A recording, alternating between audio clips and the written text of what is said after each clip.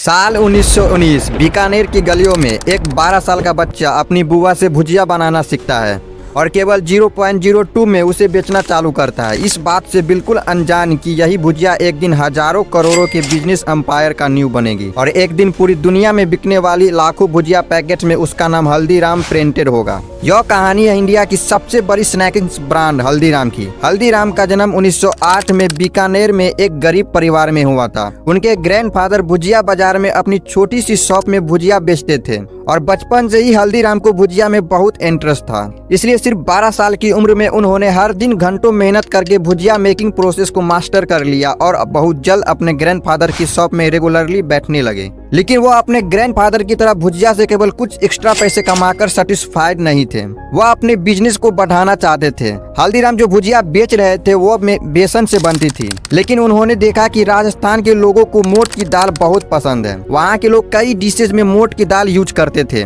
इसलिए हल्दीराम ने भी अपनी भुजिया को बेसन के साथ मोट की दाल मिलाकर बनाना चालू कर दिया। उनकी यह नई भुजिया लोगों को काफी डिलीशियस लगी और एक इंस्टेंट हिट बन गई। लेकिन वो यहाँ नहीं रुके, उन्होंने रियलाइज किया कि उनकी भुजिया अभी की भुजिया काफी मोटी और सॉफ्ट है, लेकिन अगर वो इसे थीन और क्रिस्पी बना दे तो कस्टमर्स का ईटिंग एक्सपीरियंस काफी सेटिस्फाइड बन जाएगा। इसे अंजाम देने के लिए उन्हें सबसे पहले अपने बैटर को पतला बनाना था और साथ में एक ऐसा मैश चाहिए था जिसके होल एक स्टैंडर्ड मैश से छोटे हो ताकि उसमें पतली भुजिया बन सके। उन्होंने मार्केट में कई मैश मेकर्स के साथ लगकर एक परफेक्ट मैश बनाया और फाइनली कई महीनों की एक्सपेरिमेंट के बाद उन्होंने परफेक्टली थीन और क्रिस्पी भुजिया बना ली। इस नई भुजिया ने सेल्स को एक्सपोर्ट नेचुरली बढ़ा दिया। लेकिन हल्दीराम का इनोवेशन केवल भुजिया की रेसिपी तक लिमिटेड नहीं था। मार्केट में ऐसे कई और दुकानें थी जो भुजिया बेचती थी, लेकिन हल्दीराम चाहते थे कि कस्टमर्स के दिमाग में उनकी भुजिया की इम्पोर्टेंस एक नॉर्मल भुजिया से कई गुना ज्यादा हो। हल्दीराम को पता था कि महाराजा डंगर सिंह बीकानेर के सबसे पॉपुलर महाराजा रहे थे और लोग उन्हें बहुत रिस्पेक्ट करते थे, इसलिए डंगर सिंह के नाम पर डंगर सेव रख दिया। महाराजा के नाम से उनकी भुजिया बाकी सभी नॉर्मल भुजिया से डिफरेंशियल हो गई और उसे एक प्रीमियम पोजीशनिंग भी मिल गई। इस नई ब्रांडिंग के साथ उन्होंने प्राइजेस भी बढ़ा दिए और कस्टमर्स ने उस प्राइजेस को खुशी खुशी एक्सेप्ट भी कर लिए। अगले कुछ सालों में हल्दीराम ने अपने दो भाइयों के साथ मिलकर बिजनेस को अच्छा खासा एस्टेब्लिश कर लिया और तब 36 साल की एज में उनकी एक वाइफ और 3 बेटे भी थे। बेहद गरीब से उठकर आए हल्दीराम के लिए सब कुछ बहुत अच्छा चल रहा था। तभी 1940 में उनकी लाइफ में एक बहुत बड़ा ट्विस्ट आया। घर के लेडीज के बीच में रिलेशंस बिगड़ने लगी। बात इतनी बिगड़ गई कि फाइनली हल्दीराम को घर छोड़कर अलग होना पड़ा। लेकिन प्रॉब्लम यह थी कि घर के साथ साथ हल्दीराम को बिजनेस से भी अलग कर दिया गया था। जिस बिजनेस को हल्दीराम ने अपनी जी जान लगाकर बनाया था, आज उसी बिजनेस से उन्हें एक फूटी कौड़ी तक नहीं मिली और वह रातों रात अपनी फैमिली के साथ सड़क पर आ गए।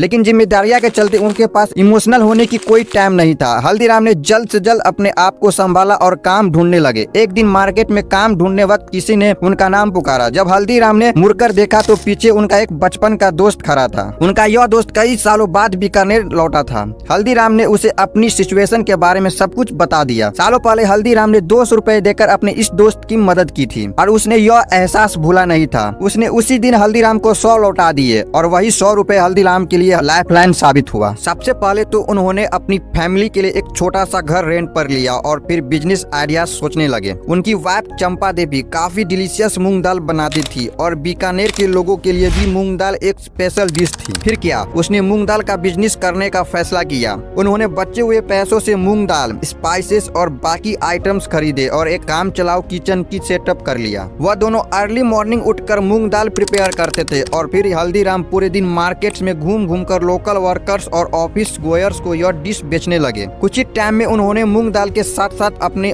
ओरिजिनल पैशन यानी भुजिया को भी बेचना शुरू कर दिया। हार्डवर्क, टेस्ट और क्वालिटी के चलते उनका एक लोयल कस्टमर बेस बन गया और कुछ ही टाइम में उन्होंने एक छोटी सी शॉप को रेंट पर लेने के लिए पैसा जमा कर लिया। शॉप खुलने के कुछ ही समय में मार्केट में बात फैल गई कि हल्दीराम आ चुके हैं। उनकी दुकान में लोगों की लाइन लगने लगी और देखते ही देखते हल्दीराम ने फिर से लोकल भुजिया किंग बन गए। अगले कई सालों में हल्दीराम ने केवल इसी दुकान को ग्रो करने में पूरा फोकस किया। लेकिन फिर 1950 में कुछ ऐसा हुआ जो कि उनके लिए एक बहुत बड़ा टर्निंग पॉइंट साबित हुआ। हल्दीराम अपने एक दोस्त की बेटी की शादी में कोलकाता गए थे। वहाँ उन्होंने सभी मेहमानों के लिए भुजिया बनाई थी और जब उन्होंने भुजिया खाने के बाद मेहमानों का रिएक्शन देखा तो वो काफी सरप्राइज थे। उन लोगों को भुजिया इतनी पसंद आ रही थी कि वह तारीफ तो कर ही रहे थे, साथ में हल्दीराम को बल्क ऑर्डर्स भी दे रहे थे। हल्दीराम को समझ आ गया था कि कोलकाता में अपने बिजनेस को एक्सपेंड करना एक बहुत बड़ी अपॉर्चुनिटी है, स्पेशली इसलिए क्योंकि वहाँ ऐसा कोई बड़ा कंपटीशन था ही नहीं जो भुजिया बेचता हो। 1955 में हल्दीराम ने अपने छोटे बेटे रामेश्वर लाल और अपने सबसे बड़े पोते शिव किशन को कोलकाता में बिजनेस सेटअप करने को भेजा। यहाँ भी उनकी शुरुआत एक छोटे से घर और केवल 8 स्क्वायर फीट की दुकान से हुई। शुरुआत तो स्लो थी, लेकिन देखते ही देखते वह दिन के 150 से 200 किलो भुजिया बेचने लगे। अगले 12 सालों में उनकी शॉप 8 स्क्वायर फीट से बढ़कर 25 स्क्वायर फीट हो गई और बिजनेस भी हर साल डबल हो रहा था। एक बड़ा शहर होने के कारण कोलकाता ब्रांच का बिजनेस अब बीकानेर ब्रांच से भी बड़ा हो चुका था। 1968 तक हल्दीराम के तीनों बेटे सेटल हो चुके थे। इसे देखते हुए हल्दीराम ने बिजनेस से सेमी रिटायरमेंट ले ली और वह केवल कभी कभी बिजनेस की सुपरवाइज करने के लिए विजिट करते थे। बिजनेस ऑलरेडी अच्छा खासा चल रहा था, लेकिन इसके बाद जो हुआ वो हल्दीराम के बिजनेस जर्नी में एक सबसे बड़े पोते शिव किशन, जो अभी तक कोलकाता बिजनेस में अपने चाचा के साथ काम कर रहे थे, वह 1968 में नागपुर में हल्दीराम की ब्रांच खोलने का फैसला किया। नागपुर आकर शिव किशन ने देखा कि वहाँ के लोग बेलसाई, गुजराती पेड़ा,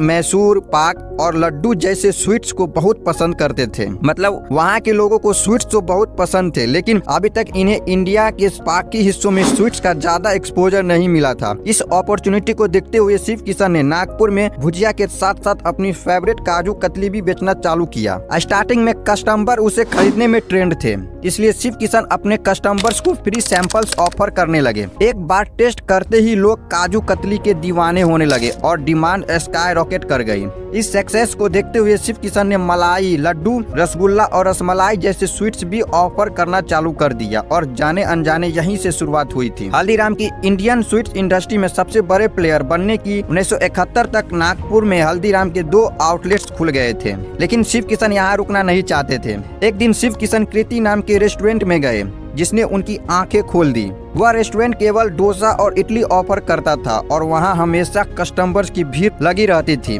यहीं से शिव किशन को आइडियाज आया कि हल्दीराम की एक शॉप को एक रेस्टोरेंट में बदलने का। मार्केट को समझने पर उन्हें पता चला कि महाराष्ट्र में लोगों को साउथ इंडियन डिशेज जैसे डोसा और इडली बहुत पसंद है। अब वह अपने रेस्टोरेंट में बीकानेर के पॉपुलर स्नैक जैसे समोसा और कचौरी ऑफर करना चाहते थे, लेकिन उससे पहले उन्हें कस्टमर्स को अपने रेस्टोरेंट तक लाना था। इसलिए उन्होंने शुरुआती उन्हीं डिशेज से करी जिनकी डिमांड थी, यानी डोसा और इडली। शिव किशन ने एक 30 सीटर रेस्टोरेंट खोला और बहुत जल्द उनके रेस्टोरेंट की सारी स्वीट्स ऑक्यूपाई रहने लगी। इसे देखते हुए उन्होंने अपनी सीटिंग कैपेसिटी डबल कर दी और मेन्यू में समोसा और कचौरी भी ऐड कर दिया। जो कस्टमर्स डोसा खाने आते थे, शिव किशन उन्हें समोसा और कचौरी ट्राई करने को कहते थे और जैसा काजू कतली के समय हुआ था, सेम वैसा ही अब हुआ। एक बार कस्टमर्स ने समोसा कचौरी टेस्ट कर ली तो उनमें से ज्यादातर लोग उनके रेगुलर कंज्यूमर्स बन गए। 1975 में कोलकाता ब्रांच के रामेश्वर लाल फैमिली बिजनेस से अलग होकर इंडिपेंडेंट हो जाते हैं। एक एग्रीमेंट होता है कि जिसके अकॉर्डिंग रामेश्वर लाल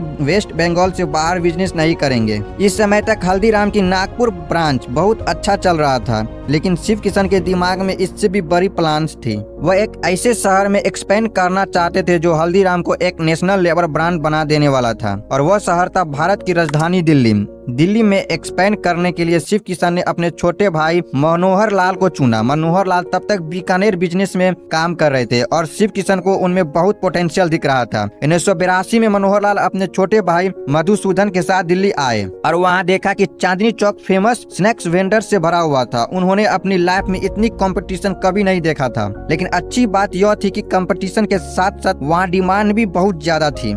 मनोहर लाल ने शिव किशन की हेल्प से अपनी शॉप के लिए जगह खरीदी और 1983 में बिजनेस स्टार्ट कर दिया। अगले कई साल तक दिन रात एक करके उन्होंने मार्केट में अपनी रेपुटेशन बिल्ड की और ब्रेक इवन करने लगी कि तभी उनके साथ एक बहुत बड़ी ट्रेजेडी हो गई। 1984 की भयानक एंटी सिख राइट्स ने दिल्ली को झुलसा दिया था और इसी दौरान मनोहर लाल की वर्कशॉप और घर भी जल गया। अगले 2 महीनों तक हल्दीराम का दिल्ली का बिजनेस जीरो पर आ चुका था, लेकिन मनोहर लाल ने हार नहीं मानी। उन्होंने उन्होंने नागपुर और बीकानेर से फाइनेंशियल हेल्प ली और दिल्ली में नई 300 स्क्वायर फीट की वर्कशॉप अक्वायर किया और बिजनेस को रीस्टार्ट किया। उन्होंने जो रेप्यूटेशन बिल्ड की थी वो बहुत काम आई और बिजनेस वापस पैकअप करने लगा। अगले कुछ सालों में उन्होंने न केवल अपनी करंट वर्कशॉप को एक्सपेंड किया बल्कि एक 2000 स्क्वायर फीट की नई फैक्ट्री भी एस्टेब्लिश कर ली और नए आउटलेट्स भी खोले। बिजनेस लगातार ग्रो हो रहा था, लेकिन इन सब के बाद भी हल्दीराम एक मीडियम साइज लोकल बिजनेस ही था,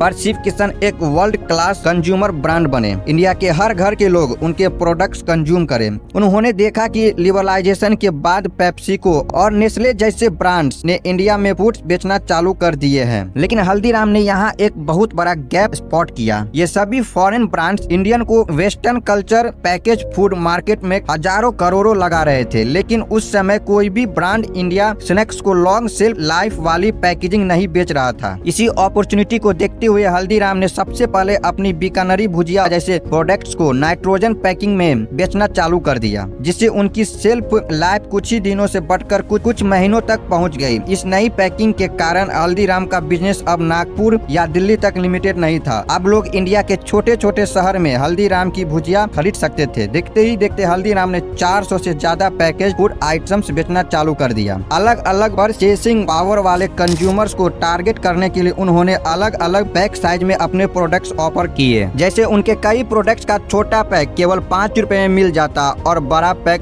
200 प्लस तक जाता है। इन्हें पता था कि स्नैक्स एक इम्पल्स परचेज होते हैं, इसलिए हल्दीराम ने कलर साइकोलॉजी का यूज करके अपनी पैकेजिंग को अट्रैक्टिव बनाया और फाइनली इंडिया के कोने कोने तक पहुंचने के लिए हल्दीराम ने 100 से ज्यादा डिस्ट्रीब्यूटर्स और लाखों रिटेलर्स को अपने ऑनबोर्ड किया। इन्हीं स्ट्रेटजी के चलते आज इंडिया के ऑलमोस्ट हर घर में लोग हल्दीराम के स्नैक्स खाते हैं और यूएस, सिंगापुर और यूके जैसे 80 से ज्यादा देशों में Haldiram one of the most popular Indian snacks brand है। करीब 100 साल पहले हल्दीराम की शुरुआत भुजिया के 2 पैसों में बेचकर हुई थी और आज उसी हल्दीराम ने 9000 करोड़ से ज्यादा का बिजनेस किया। हल्दीराम की कहानी यह प्रूव करती है कि कस्टमर्स को डिलाइट करके लगातार प्रोडक्ट करे, इनोवेट करके और समय के साथ साथ खुद को बदल कर कितनी भी बड़ा बिजनेस बनाया जा सकता है, चाहे शुरुआत कितनी भी छोटी से क्यों ना हो। उम्मीद करता हूँ कि इस वीडियो से आपको कुछ न कुछ जरूर सीखने को मिला होगा। अगर वीडियो इन्फॉर्मेटिव लगी हो तो वीडियो को लाइक और चैनल को सब्सक्राइब जरूर करें। मिलते हैं किसी और नए वीडियो में, तब तक के लिए जय हिंद।